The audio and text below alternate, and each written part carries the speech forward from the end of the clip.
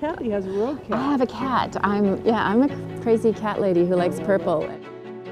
Extreme success is the result of working hard, dreaming big, learning from failure, loyalty, persistence, and resilience. Hello and welcome to another episode of Xtreme One to Watch, where we get to share inspirational stories about people in our sport of barrel racing.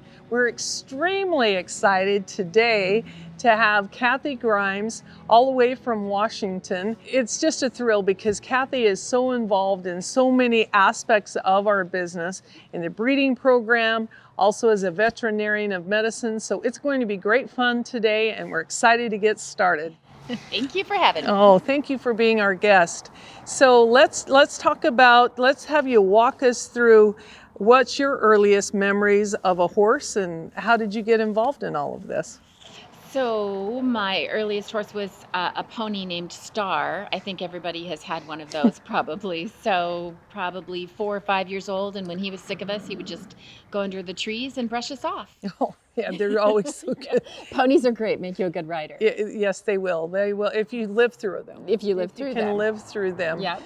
So where were you raised? By Spokane, Washington, so Northeast Washington. Yeah. And then from there we kind of progressed to some gymkhanas and things through junior high and high school. My whole family did that, so that was fun. And then I did a little bit of college rodeo, but that was really hard because I was busy studying and medical student. Yeah, there wasn't enough time to do it. So, and the horse I had at that time wasn't super competitive either for college rodeo. So then I didn't really get to do anything with horses very much through vet school. And then after I got out of vet school, I wanted to get, back into running barrels again. What made you decide, when was that defining moment when you knew you wanted to be a veterinarian? Probably in junior high. I mean, I always loved animals and I liked school, so I thought that seemed like the ideal thing to do. So good student, and then you knew you could endure the 8 years or however long it is. Correct. It's a long haul. I always say the hardest job in the universe is being a veterinarian because you're asked so much and it's hard to say no, right? When people need your assistant. Where was your first job after you got your license? Well, so I kind of went a little bit of a difficult route because I had kind of hoped to get a certain internship out of vet school and I didn't get that. And so then I didn't really have plan B lined up. So I kind of started out on my own in a very small rural area north of Spokane, Washington, and just got a truck and started out and started doing it. So, and I spent from 93 until 2009 there. So a long time, 16, 17 years. I built a mixed practice there and it was great. Well, you've accomplished so much in your life. You must be a big goal setter. Yes. I always have lots of goals. Yes, lots of goals. It takes years to reach them, but that's okay. I enjoy the journey. Dream bigging, right? Mm-hmm. You do. Mm-hmm. And I'm so impressed with your breeding program. Let's talk about those KG horses a little bit. Sure. And how you built your program for those at home that are thinking about getting into a breeding program and what those steps have been and to help people out with that a little bit. Oh, it just takes a long time. I mean, it's been over 20 years of breeding, trying to improve the genetics.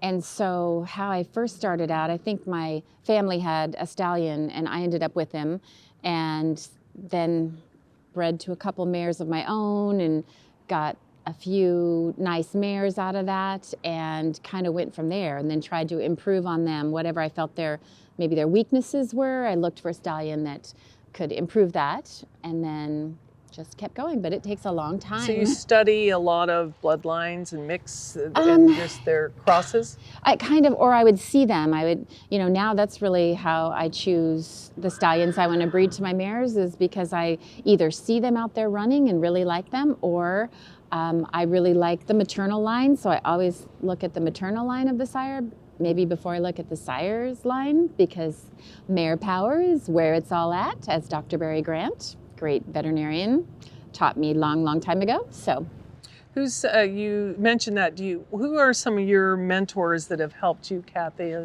in this? So well, as a veterinarian, Dr. Barry Grant was such a great horseman in addition to a great veterinarian and surgeon, and so he's just a great person, and so he helped me in that regard. And in the barrel racing world, gosh, I don't know. There's so many great ones out there that you look up to.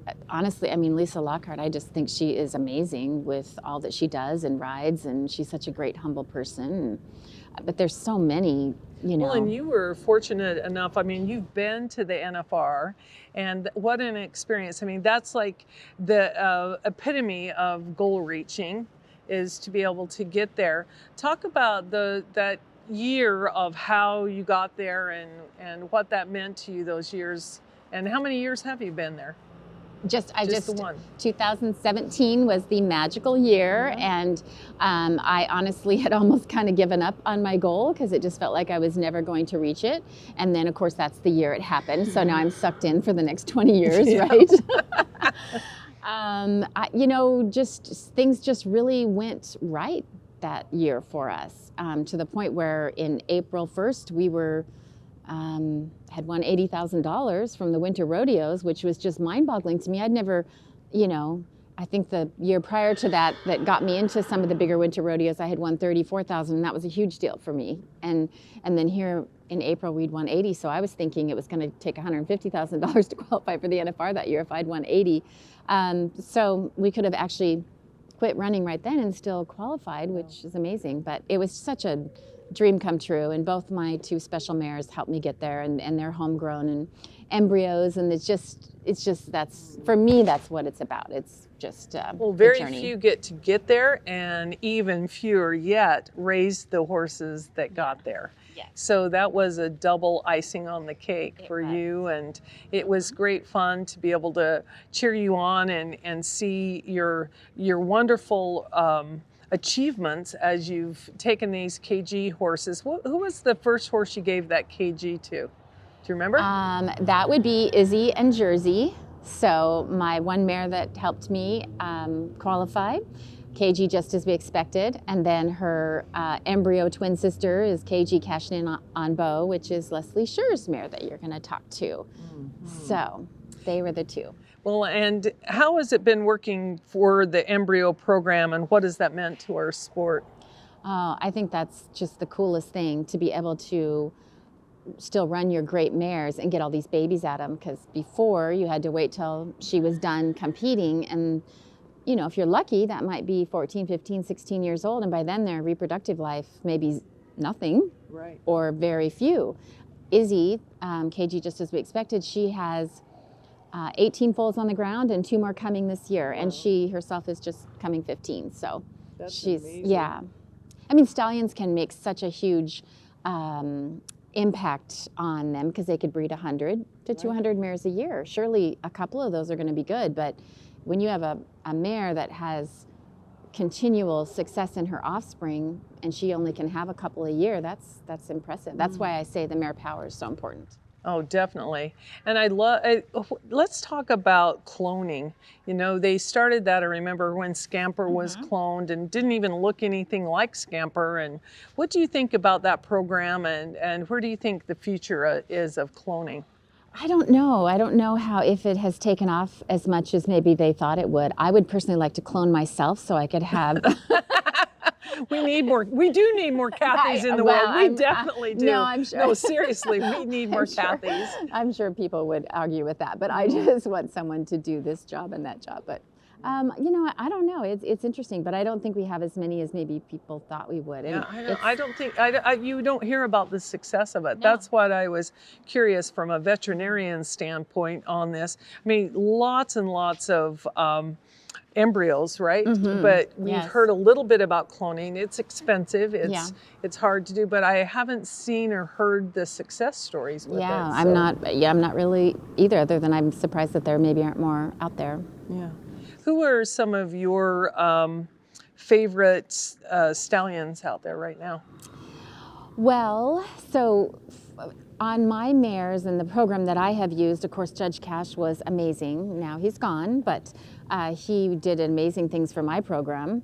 Also, Blaze and Jetalina crossed on my mares has been just amazing. And my young stallion that I have now is by Blaze and Jetalina out of Izzy, and he's pretty fun. So it's, but there's so many great ones out there. That's the thing. There are just so many great ones out there, and it's just fun to try to choose who to use. You know. Yeah. Do you like riding babies, like fraternity colts, or do you like your finished? Has it been a while since you've been just running a finished open horse, or are you mostly on babies? Well, so it started out that way, obviously, because since I raised them all up, I had to start from nothing and raise them up to be rodeo horses. So, and that just takes a long time, and you forget how long it takes once you have the solid open one, and they're going for a few years, and you have some young ones coming up, and you work with them, and if they don't do so well at the barrel race, you're like, no big deal, because my open one was awesome. And now that both my open horses are rehabbing, and I just have the young ones, oh boy, I forgot how hard that is. So I enjoy both aspects of it, but it's certainly the open finished ones are a lot more fun. Yeah. Yeah, the other is such a challenge, but then it's like raising, you're such a proud moment when they finally click. And then tell us about what you're riding right now. What looks promising for you in your pen? So I still have two of the main cross that are Izzy's and Jersey's full siblings, which are the Judge Cash Do It for Beau. I have another stallion that's coming 7, and then I have the 6-year-old Mare who won the Wednesday night jackpot. Nice. And that has been a challenge. She has been a real challenge. So that was a really amazing, nice run. And then I have the 5-year-old stallion that's by Blaze and Jetalina out of Izzy. So I'm still kind of sticking with those bloodlines. Yeah. Well, it's when you're looking at your life and you reflect back on the big moments, what are some of those, some of the most challenging things you've had to overcome in your life?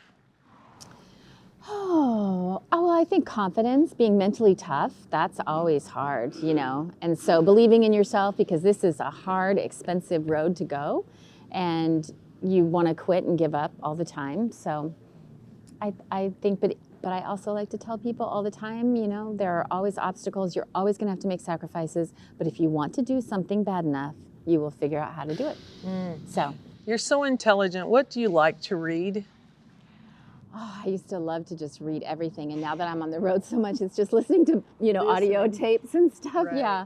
And I honestly listen to fluff. I don't even have anything good to Well, say. that's okay though. I think you have to decompress from all of the structured part of our life.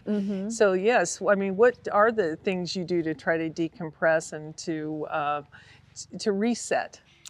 Well, I like to hang out with my cat. I'm kind of a crazy cat lady. So when I'm on the road a lot by myself with my cat, and we just hang out. You have a road cat. I have a road cat. He's wow, really that's cool. rare. Yeah. See, you're so rare. You have so many Yeah, unique it's things. just weird. Everybody else has these dogs and everything.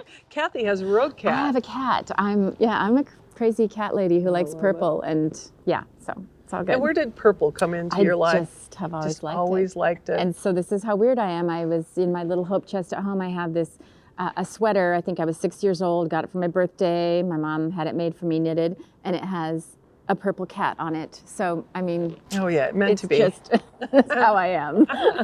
You do. You wear purple and you wear it well, and it's just been your lucky color for a long, long time. And I'm so happy that you were able to sit down here with us today. And just in closing, if you could give us either a funny story or inspirational story that you think the viewers may like to hear. Oh, well, you know, there have been times where I have fallen off, like I fell off in Calgary, that in front of everybody, TV, just fell off. My mare stumbled. Which barrel? The first barrel. First barrel. Yeah, she stumbled and I fell forward and and then she stumbled again, so I was it, and then she turned. She's like, this is where we turn. And I just fell off, and it had been really muddy there the day before, and the only thing I thought of was as I hit the ground was, dang it, I'm not gonna be able to wear these clothes again, because I'll have to wash them. And and so, you know, Have you walk had out of the any room. major injuries ever? I've been really pretty lucky. Yeah, really lucky. That's good. Yeah. That's great.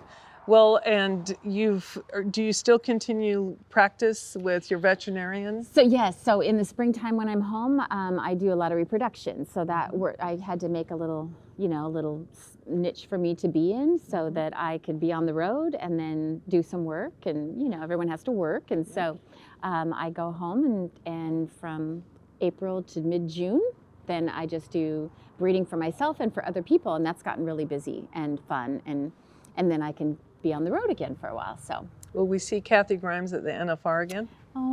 I hope so. I mean, I'm, always. You're open to it. The goal is there every year, but you just it's hard, and we need to grow up some of these young horses and get them seasoned again. Right. It's also hard because we have so many great big races now. When I Right. finished with my Futurity and Derby year with Izzy, there wasn't these big races. Rodeo was the next thing you went to. And then you go and you do that, and then you reflect and go, gosh, but it's so hard. It's hard on the horses. It is. So should I do that? I don't know the answer to that, but I can tell you there is nothing like having a good run and hearing the cheer of the crowd. I love all of the options we have Yes. now. We have so many great options in barrel racing, and it improves all of the programs so much because it makes it more valuable. Your horses are more valuable, your equipment, everything that we have an opportunity to make more money, so we have an opportunity to have a more valuable horse program. So. Yeah, absolutely. Yeah, it's a good deal for barrel racing for sure. Something for everyone. Yeah, I agree with that. And I think our sport is alive and well because of it. To your point, these young kids come in and they always have a lane where they can come in and compete. Before it was just their progression was high school, college, and then rodeo. But now we've had fraternities for a long time as well. So it is, I'm very encouraged, and I want to thank you again for your great service to our industry. You've been fun to watch. You're always one to watch. And we appreciate you guys watching Xtreme One to Watch.